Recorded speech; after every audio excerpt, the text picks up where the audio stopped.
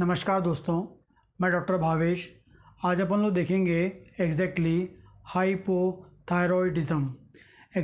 Hypothyroidism क्या होता है, किस कारण से होता है, कौन कौन से हमको लक्षण इसमें मिलते हैं। आपको पता होना चाहिए कि जो हाइपोथायरॉयडिज्म है जो है वेरी कॉमन डिजीज़ है। आज के ज़माने में क्लिनिकल प्रैक्टिस में मैं देखता हूँ बहुत कॉमनली हाइपोथायरॉयडिज्म के पेशेंट हमें मिलते हैं। इसमें मोस्ट कॉमनली जो है हाइपोथायरॉयडिज्म जो है वो कॉमनली हमको मिलता है फीमेल में मिलता है एज़ कंपेयर मेल से तुलना करेंगे तो फीमेल में ये वेरी कॉमन होता है। और जो हाइपोथायरॉयडिज्म है ये आज के ज़माने में वर्ल्ड में मोस्ट कॉमनली मिलने वाला डिजीज़ है।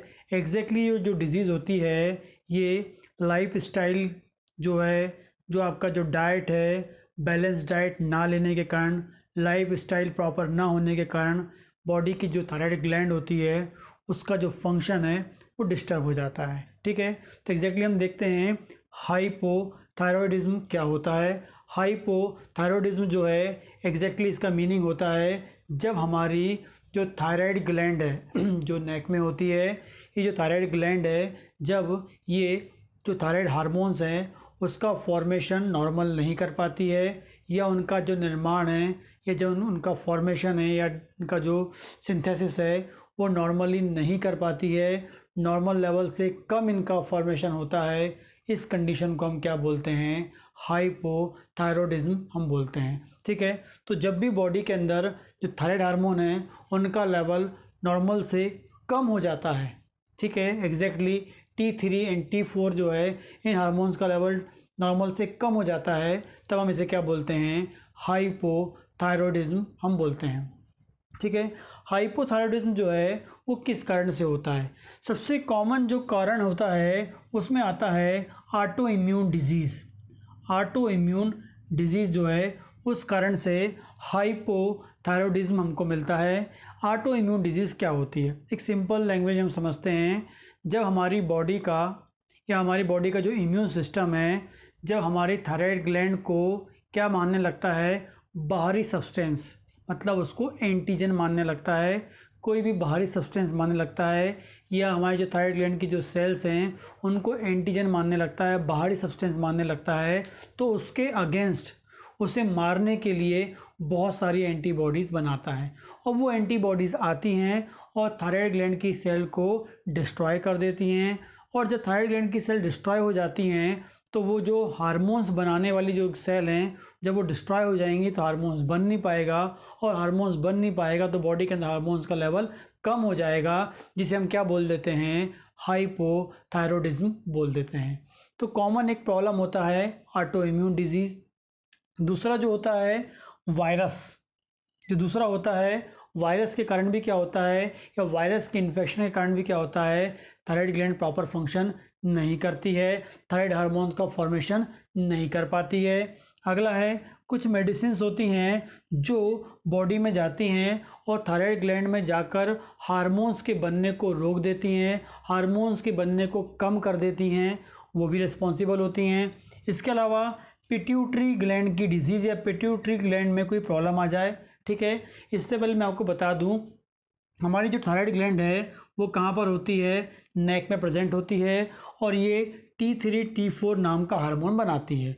लेकिन इस ग्लैंड से T3 एंड T4 मतलब जिसे हम क्या बोलते हैं, थायराइड ग्लैंड बोलते हैं, थोड़ी थायराइड हार्मोन बोलते हैं। इस थायराइड हार्मोन को बनाने के लिए एक हार्मोन जो है वो पिट्यूटरी ग्लैंड से आता है, जिसका नाम होता है TSH नाम का एक हार्मोन आता है पिट्यूटरी ग्लैंड से। जो पिट्यूटरी ग्लैंड होती है वो हमारे ब्रेन में होती है।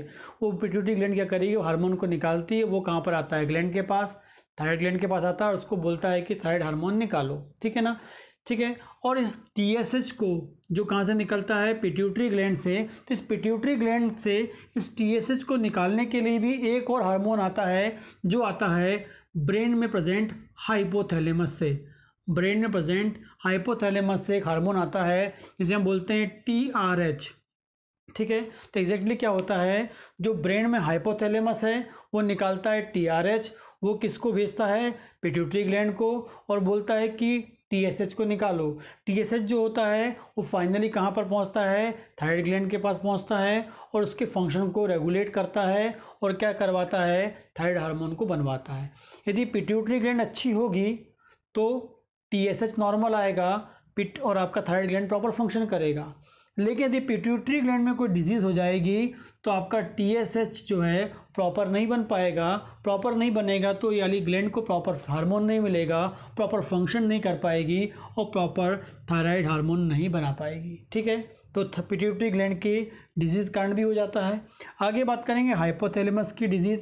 यदि हाइपोथैलेमस में कोई प्रॉब्लम आ जाए तो वो हार्मोन जो TRH निकाल रहा है वो प्रॉपर नहीं निकलेगा। प्रॉपर नहीं निकलेगा तो पिट्यूटरी के पास पहुंचेगा नहीं। पिट्यूटरी के पास पहुंचेगा नहीं तो पिट्यूटरी TSH को निकाल नहीं पाएगी।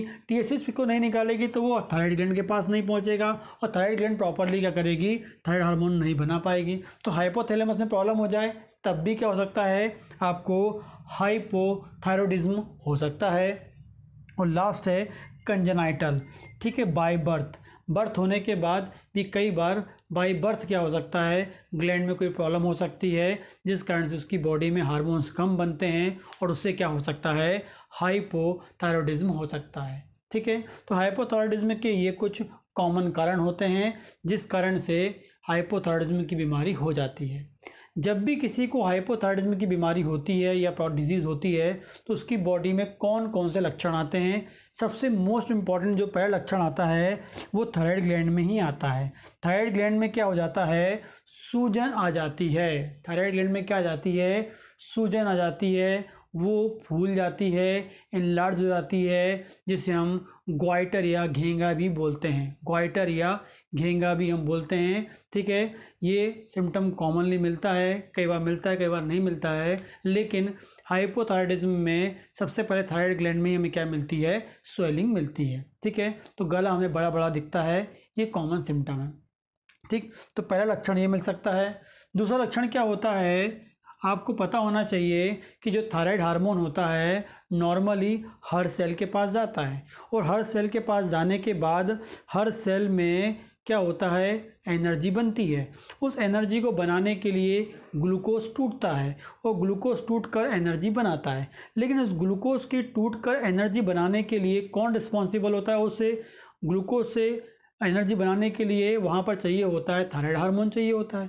थायराइड हार्मोन नॉर्मल होगा तो ग्लूकोज टूट के क्या हो जाएगा, एनर्जी बना लेगा, मतलब ग्लूकोज का उपयोग हो जाएगा, ग्लूकोज वहाँ खत्म हो जाएगी। लेकिन यदि थायराइड हार्मोन कम है, हाइपोथायरॉयडिज्म हो गया है, मतलब हाइपोथायरॉयडिज्म हो गया मतलब वहाँ थायराइड हार्मोन कम पहुँचा है। थायराइड हार्मोन कम पहुँचेगा तो सब सेल में कम पहुँचेगा, सब सेल में कम पहुँचेगा तो हर सेल में जो ग्लूकोज टूटना चाहिए, एनर्जी में कन्वर्ट होनी चाहिए, टूट के जो एनर्जी बनाना चाहिए वो ग्लूकोज टूट नहीं पाएगा। ग्लूकोज टूट नहीं पाएगा तो ग्लूकोज वहीं जमा हो जाएगा और जो ग्लूकोज जमा हो जाएगा तो वो कहीं ना कहीं क्या करेगा, ग्लूकोज के मेटाबॉलिज्म को ख़राब कर देगा और फाइनली जो है वो रिस्पॉन्सिबल होगा वजन बढ़ाने के लिए। तो सबसे मोस्ट कॉमन जो सिम्टम मिलता है वेट गेन जो है हाइपोथायरॉयडिज्म में हमें मिलता है, वजन का बढ़ जाना। तो वेट गेन सबसे मोस्ट इंपॉर्टेंट सिम्टम हमको पहले मिलता है, वजन बढ़ना ये कॉमन सिम्टम हमें मिलेगा। ठीक है, आगे बात है उसी पेशेंट में हमें टेम्परेचर कम मिलेगा, उसका बॉडी का टेम्परेचर कम हो जाएगा। क्यों कम हो जाएगा, मैंने आपको बताया नॉर्मल हार्मोन होगा तो ग्लूकोज टूटेगा, ग्लूकोज टूटेगा तो एनर्जी बनेगी और ग्लूकोज जब टूटता है एनर्जी बनती तो बहुत सारी हीट बनती है। ठीक है, लेकिन ये हार्मोन कम है तो ग्लूकोज नहीं टूटेगा, ग्लूकोज नहीं टूटेगा तो आपकी एनर्जी कम बनेगी, एनर्जी कम बनेगी तो हीट भी कैसी होगी, कम बनेगी और हीट कम बनेगी तो बॉडी का टेम्परेचर कैसा हो जाएगा, कम हो जाता है। तो हाइपोथायरॉयडिज्म के पेशेंट में हमें क्या है, टेम्परेचर भी कम मिलता है। उसके बाद बात करेंगे उनमें भूख कम लगती है, एपेटाइट किसी जल्दी डिक्रीज हो जाती है, उन पेशेंट को भूख कम लगती है। भूख इसलिए कम लगती है क्योंकि जो ग्लूकोज है वो टूटता है, ग्लूकोज टूटता है एनर्जी बनती है, लेकिन यहाँ पर हार्मोन कम है, थायराइड हार्मोन कम है, ग्लूकोज नहीं टूट रहा है, ग्लूकोज टूटेगा नहीं तो यूज़ नहीं होगा, यूज़ नहीं होगा तो पड़ा रहेगा। जब तक कि वो यूज़ नहीं होगा तो जगह कैसे खाली होगी, जगह खाली नहीं होगी तो नया ग्लूकोज कैसे आएगा, और नया ग्लूकोज लाने के लिए हमें क्या होना चाहिए, पुराना ग्लूकोज टूटना चाहिए, खाली होना चाहिए। तो नया जो पुराना ग्लूकोज टूटेगा तो नया ग्लूकोज आएगा, नया ग्लूकोज आएगा तो हम अधिक से अधिक खाना खाएंगे या हमको भूख लगेगी। लेकिन यहाँ तो क्या है, ग्लूकोज टूट ही नहीं रहा है, ग्लूकोज टूटेगा नहीं तो हमें भूख कैसे लगेगी। इसलिए थायराइड के पेशेंट में, हाइपोथायराइडिज्म के पेशेंट में भूख कैसे हो जाती है, कम हो जाती है। ठीक है, तो वजन बढ़ता है, टेम्परेचर कम हो जाता है, भूख कम लगने लगती है। आगे बात करेंगे, इसके अलावा उसकी जो है पल्स या हार्ट रेट कैसी हो जाती है, कम हो जाती है। लेकिन उसमें ब्लड प्रेशर हमें कैसा मिलता है, ज़्यादा मिलता है। ब्लड प्रेशर में कैसा मिलता है, उसमें ज़्यादा मिलता है। तो हाइपोथायराइडिज्म के पेशेंट में पल्स कम मिल सकती है, लेकिन उनका जो बीपी है वो हमें कैसा मिलता है, ज़्यादा मिल सकता है। बीपी की प्रॉब्लम उसमें आ सकती है। आगे बात करेंगे, बोन की बात करेंगे, तो आपको पता होना चाहिए जो थायराइड हार्मोन होता है वो एक इम्पॉर्टेंट काम करता है। हर बोन के पास दो टाइप की सेल होती हैं, एक बोन तोड़ने वाली और एक बोन को बनाने वाली। इन दोनों में बैलेंस बनाने के लिए कौन रिस्पॉन्सिबल होता है, इन दोनों में बैलेंस बनाने के लिए उपयोगी जो हार्मोन होता है वो थायराइड हार्मोन होता है। यदि थायराइड हार्मोन नॉर्मल होगा दोनों में बैलेंस होगा, यदि थायराइड हार्मोन कम हो जाएगा तो दोनों का बैलेंस बिगड़ जाएगा और फाइनली हमें क्या मिलेगा, जो बोन की ग्रोथ है वो कम हो जाएगी, बोन का मेच्योरेशन कम हो जाएगा और फाइनली बोन कैसी हो जाएगी, कमज़ोर हो जाती है। जो बोन्स होती हैं वेरी वीक हो जाती हैं, कमज़ोर हो जाती हैं। तो हाइपोथायराइडिज्म के पेशेंट में जो बोन है, हड्डियां हैं, वो कमज़ोर हो जाती हैं, कमज़ोर मिलती हैं। ठीक है, जिस कारण से उनको दर्द हो सकता है, हड्डियों में कई बार छेद वगैरह भी हो जाते हैं, हमें बोल सकते हैं ऑस्टियोपोरोसिस भी बोलते हैं, वो बाद में मिलता है। लेकिन फाइनली हम बोलेंगे बोन कैसी हो जाती है, कमज़ोर हो जाती है। आगे बात करेंगे डाइजेस्टिव सिस्टम में क्या करता है। क्या है, जो थायराइड हार्मोन होता है वो हमारी आंतों में सिक्रीशन, मतलब जो वहाँ लिक्विड निकलना चाहिए उन लिक्विड के निकलने के लिए, लिक्विड नॉर्मल निकल रहा है उसे कंट्रोल करता है और साथ में आंतों की मूवमेंट को भी क्या करता है, वो कंट्रोल करता है। लेकिन जैसे ही हार्मोन्स कम हो जाएगा, थायराइड हार्मोन कम हो जाएगा, तो जो आंतों में निकलने वाला जो लिक्विड है वो ऑटोमेटिकली कैसा हो जाएगा, कम हो जाएगा, मूवमेंट कम हो जाएगा, जिस कारण से उसमें सबसे कॉमन सिम्टम मिलता है कब्ज का, कॉन्स्टिपेशन। उसमें क्या मिलता है, कब्ज मिलता है, कॉन्स्टिपेशन मिलता है। हाइपोथायराइडिज्म का एक और सिम्टम होता है कॉन्स्टिपेशन। ठीक है, आगे बात करेंगे हेयर, स्किन और नेल्स में हमें क्या सिम्टम मिलता है हाइपोथायराइडिज्म के पेशेंट में। यदि हार्मोन नॉर्मल होता है तो क्या करता है, हमारे नेल्स के नीचे जो ब्लड है वो प्रॉपर बहेगा, स्किन के नीचे जो ब्लड है वो प्रॉपर सर्कुलेट होगा और हेयर के नीचे भी जो ब्लड है प्रॉपर सर्कुलेट होगा जब हमारा थायराइड हार्मोन नॉर्मल होगा। लेकिन जैसे ही हार्मोन कम हो जाएगा तो नीचे जो बहने वाला जो ब्लड का सर्कुलेशन है वो कम हो जाएगा। यदि ब्लड का सर्कुलेशन डिस्टर्ब हो जाएगा तो उससे डिजीज प्रोड्यूस हो सकती है। कैसे, यदि नॉर्मल ब्लड आएगा तो नॉर्मल न्यूट्रिएंट आएंगे हमारी बॉडी में, हर बॉडी के हर कोने में न्यूट्रिएंट को पहुंचाने के लिए ब्लड ही होता है। प्रॉपर ब्लड होगा नाखून के नीचे, प्रॉपर ब्लड होगा स्किन के नीचे, प्रॉपर ब्लड होगा हेयर के नीचे, तो प्रॉपर न्यूट्रिएंट आएंगे। लेकिन थायराइड हार्मोन कम हो गया है तो ब्लड का सर्कुलेशन भी कैसा हो गया है, कम हो गया है। तो सर्कुलेशन कम तो न्यूट्रिएंट भी कम पहुंचेगा और जिस कारण से हेयर फॉल मिलेगा, बाल झड़नेंगे। हाइपोथायराइडिज्म के पेशेंट में बाल हमको झड़ने मिलता है, हेयर फॉल मिलता है। क्यों, क्योंकि न्यूट्रिएंट की कमी हो जाती है। दूसरा, जो आपकी स्किन है वो ड्राई हो जाती है, क्योंकि प्रॉपर ब्लड आएगा तो ऑटोमेटिकली यहाँ की जो नमी जो है, स्किन की जो नमी है उसको बनाने में हेल्पफुल होता है, स्वेटिंग होती है। लेकिन जैसे ही ब्लड कम आएगा तो वहाँ पर स्वेटिंग कम हो जाएगी, वहाँ की जो नमी प्रॉपर नहीं हो पाएगी, जिस कारण से स्किन कैसी हो जाएगी, ड्राई स्किन हो जाएगी, स्किन कैसी हो जाएगी, सूखी मिलेगी। और इसके अलावा नेल्स भी जो होते हैं, नाखून भी क्या हो जाते हैं, कमज़ोर हो जाते हैं और जल्दी टूटने लगते हैं। तो हाइपोथायराइडिज्म के पेशेंट में बाल झड़ना, स्किन का सूखापन और नाखून का टूटना मोस्ट इंपॉर्टेंट 3 लक्षण हमको वहाँ पर मिलते हैं। आगे बात करेंगे, मेल सेक्स ऑर्गन की बात करते हैं। मेल में, ठीक है, मेल सेक्स ऑर्गन में भी क्या होता है, जो हार्मोन कम हो जाता है, हाइपोथायराइडिज्म हो जाता है, थायराइड ग्लैंड का हार्मोन कम हो गया है, तो उससे क्या होता है, एक जो हार्मोन है टेस्टोस्टेरोन, उसका लेवल कैसा हो जाता है, कम हो जाता है। क्योंकि जो टेस्टोस्टेरोन हार्मोन होता है वो मेल हार्मोन कहलाता है, मेल के सेक्सुअल हार्मोन कहलाता है, मेल का जो सेक्सुअल फंक्शन है उसको बना के रखता है। लेकिन यदि टेस्टोस्टेरोन कम हो जाएगा तो ऑटोमेटिक मेल जो सेक्सुअल फंक्शन होता है या जो मेल का जो फंक्शन होता है वो डिस्टर्ब हो जाता है, खासकर स्पर्म काउंट कम हो जाते हैं। और दूसरा जो मेल का फंक्शन होता है, जो मेल सेक्सुअल ऑर्गन का फंक्शन होता है वो बिल्कुल डिस्टर्ब हो जाता है, डिस्ट्रॉय हो जाता है, ख़त्म हो जाता है। वो ड्यू टू क्या है, किस कारण से, जो हार्मोन्स कम है। कौन सा हार्मोन्स कम है? थायराइड हार्मोन्स कम होने के कारण। इसके अलावा एक लक्षण कम है, कौन सा हार्मोन्स कम है? थायराइड हार्मोन्स कम होने के कारण। इसके अलावा एक लक्षण और मिलता है वहाँ पर हमें, गायनेकोमेस्टिया। क्या होता है, जो मेल होते हैं उनके जो ब्रेस्ट हैं वो फीमेल लाइक होने लगते हैं, उनके ब्रेस्ट में भी क्या होता है, डेवलपमेंट होने लगता है, जिसे हम बोलते हैं गायनेकोमेस्टिया। ये भी हाइपोथायराइडिज्म में कॉमनली मिलता है मेल में।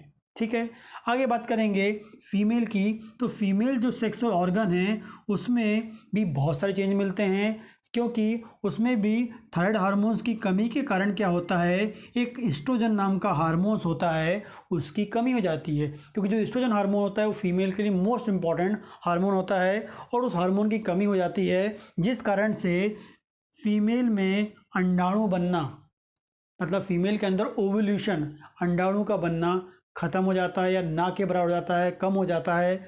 दूसरा, उनके जो पीरियड्स होते हैं वो बिल्कुल डिस्टर्ब हो जाते हैं, टाइम पे नहीं आते हैं, 2-2 3-3 महीने नहीं आते, 4-4 महीने नहीं आते, 5-5 महीने, कई बार ब्लीडिंग नहीं होती है, एक इम्पॉर्टेंट सिम्टम मिलता है। और इसके अलावा गैलेक्टोरिया, कई बार क्या होता है, ऐसी फीमेल में उनके ब्रेस्ट से मिल्क आने लगता है, मिल्क ऑटोमेटिकली उनकी ब्रेस्ट से मिल्क फॉर्मेशन होने लगता है। ये भी एक इम्पॉर्टेंट सिम्टम मिलता है, किसमें? हाइपोथायरॉयडिज्म में, के केस में, फीमेल में। ठीक है, इसके बाद बात करेंगे प्रोटीन मेटाबॉलिज्म। जब भी हाइपोथायरॉयडिज्म होता है या थायराइड हार्मोन्स की कमी होती है तो प्रोटीन का मेटाबॉलिज्म बिल्कुल डिस्ट्रॉय हो जाता है, मेटाबॉलिज्म बिल्कुल ख़राब हो जाता है, जो मसल्स कमज़ोर होने लगती हैं, क्योंकि मसल्स का डेवलपमेंट नहीं हो पाता है। यदि मसल्स में कोई रप्चर हुआ है, कोई टूट गई है, तो उसको रिपेयर भी नहीं हो पाता है, और फाइनली मसल्स कैसी हो जाती हैं, वीक हो जाती है, जिस कारण से पेशेंट को कमजोरी फील होती है, बहुत कमजोरी, थोड़ा सा काम करेगा वो उसको कमजोरी फील होगी, थकावट फील होती रहेगी उसको हमेशा। ठीक है, इसके अलावा बात करेंगे हम लोग लिपिड मेटाबॉलिज्म। जो है लिपिड मेटाबॉलिज्म, ये भी क्या हो जाता है, उसमें डिस्ट्रॉय हो जाता है, डैमेज हो जाता है। लिपिड मेटाबॉलिज्म भी क्या होता है, डिस्टर्ब हो जाता है, और जिस कारण से जो कोलेस्ट्रॉल उपयोग होना चाहिए बॉडी में एनर्जी बनाने के लिए वो नहीं हो पाता है, और जो है कोलेस्ट्रॉल का जो लेवल है ब्लड में बढ़ने लगता है। जनरली जो कोलेस्ट्रॉल हम लिपिड ले रहे हैं उसका उपयोग हमारी बॉडी करती है। क्यों करती है? क्योंकि हमारा जो थायराइड हार्मोन है वो उसे यूज़ करवाता है, उपयोग करवाता है। लेकिन थायराइड हार्मोन नहीं होगा तो उसका उपयोग नहीं हो पाएगा, उसका उपयोग नहीं हो पाएगा तो वो हमारी बॉडी के ब्लड में जमा होने लगेगा, और आप ब्लड टेस्ट कराएंगे तो आपको लिपिड या कोलेस्ट्रॉल का लेवल ज़्यादा मिलेगा। खासकर LDL और ट्राइग्लिसराइड का लेवल क्या है, ब्लड में हमें ज़्यादा मिलता है। ठीक है, इसके अलावा हम बात करेंगे ब्रेन में। ब्रेन में भी ये इम्पोर्टेंट फंक्शन करने के लिए रिस्पॉन्सिबल होता है। कैसे? क्या होता है, जो थायराइड हार्मोन होता है वो ब्रेन में, ठीक है, ब्रेन के डेवलपमेंट के लिए रिस्पॉन्सिबल तो होता है, लेकिन ब्रेन में एक इम्पॉर्टेंट सिस्टम होता है, sympathetic nervous system. Sympathetic nervous system जो होता है, जो हमारे बॉडी में टेंशन को, एंजाइटी को, ठीक है, किसी प्रकार की शॉकिंग कंडीशन को कंट्रोल करता है और उससे हमारी बॉडी को बचाता है। यदि किसी को टेंशन हो रहा है, एंजाइटी हो रही है, तो उससे हमारी बॉडी में कुछ प्रॉब्लम ना हो, उसे कंट्रोल करता है, उसे रोकता है। कौन सा? सिंपैथेटिक नर्वस सिस्टम, जो हमारे बॉडी में होता है, ब्रेन में होता है। और उसे मैनेज करने, उसको रेगुलेट करने, उसे बनाए रखने के लिए कौन रिस्पॉन्सिबल होता है? थायराइड हार्मोन होता है। लेकिन यदि बॉडी में थायराइड हार्मोन की कमी हो जाती है तो जो हमारा सिंपैथेटिक नर्वस सिस्टम है, जो हमारे टेंशन को, एंजाइटी को कंट्रोल करता है, वो कंट्रोल नहीं कर पाएगा। कंट्रोल नहीं कर पाएगा तो हाइपोथायराइडिज्म की कंडीशन में जो पेशेंट है डिप्रेशन में जा सकता है। कहाँ जा सकता है वो? डिप्रेशन में जा सकता है। उसके अलावा उसकी मेमोरी कैसी हो सकती है? कमज़ोर हो सकती है, वीक हो सकती है, ठीक है, वो फटीग हो सकता है, और साथ में जो हमारी बॉडी के जो संवेदन हैं, सेंसेशन भी है, वो भी कम होने लगता है। लेकिन मोस्ट इम्पॉर्टेंटली क्या होता है, इसके पेशेंट में डिप्रेशन हमको मिल सकता है, बहुत कॉमनली मिलता है ये सिम्टम। ठीक है, तो इस प्रकार से हाइपोथायराइडिज्म के जो पेशेंट है उसमें हमको ये इम्पोर्टेंट लक्षण मिलते हैं। पहला, ग्लैंड में स्वेलिंग मिल सकती है। दूसरा, वजन बढ़ सकता है, वजन बढ़ जाता है। टेम्परेचर नॉर्मल से कम हो जाता है। भूख कम लगती है। पल्स कम हो जाती है। ब्लड प्रेशर मिल सकता है। बोन कमज़ोर हो जाती है। कॉन्स्टिपेशन मिल जाता है। बाल झड़ते हैं। स्किन ड्राई हो जाती है। नेल्स ड्राई एंड टूटने लगते हैं। मेल के जो सेक्सुअल एक्टिविटी है वो कम हो जाती है। फीमेल में जो है उसकी जो मेंस्ट्रुअल साइकिल है, ये जो पीरियड आते हैं वो एकदम डिस्टर्ब हो जाते हैं, 2-2 3-3 महीने नहीं आते हैं। ठीक है, जो प्रोटीन है पूरी बॉडी के जो मसल्स है वो प्रोटीन डिस्ट्रॉय होने लगता है। फाइनली क्या बोलेंगे, पेशेंट को कमजोरी और वीकनेस फील होती है। और लिपिड का मेटाबॉलिज्म खराब हो जाता है, तो बॉडी में लिपिड का लेवल में एग्जैक्टली बात करें, कोलेस्ट्रॉल का लेवल बढ़ जाता है, ट्राइग्लिसराइड एंड एलडीएल का लेवल बढ़ जाता है। एंड पेशेंट में क्या हो जाता है, डिप्रेशन हमको मिलता है। ये सब के सब क्यों हो रहा है, ड्यू टू किस कारण से, थायराइड हार्मोन की कमी के कारण, जिसे हम क्या बोलते हैं, हाइपोथायरॉयडिज्म हम बोलते हैं। तो ये इंपॉर्टेंट लक्षण हैं जो हमको इसमें मिलते हैं। ठीक है, इसके अलावा जो नेक्स्ट वीडियो मैं बनाने वाला हूँ जिसमें आपको एग्जैक्टली डाइट बताऊंगा कि हाइपोथायराइडिज्म की कंडीशन में कौन से फूड लेना चाहिए और कौन से फूड नहीं लेना चाहिए, ताकि आप प्रॉपर फूड लेंगे, बैलेंस डाइट लेंगे, तो आप थायराइड के ग्लैंड के जो फंक्शन है उसे मैनेज कर पाएंगे और उसे बैलेंस कर पाएंगे और इस हाइपोथायराइडिज्म की डिजीज़ से बच पाएंगे। ठीक है, नमस्कार दोस्तों।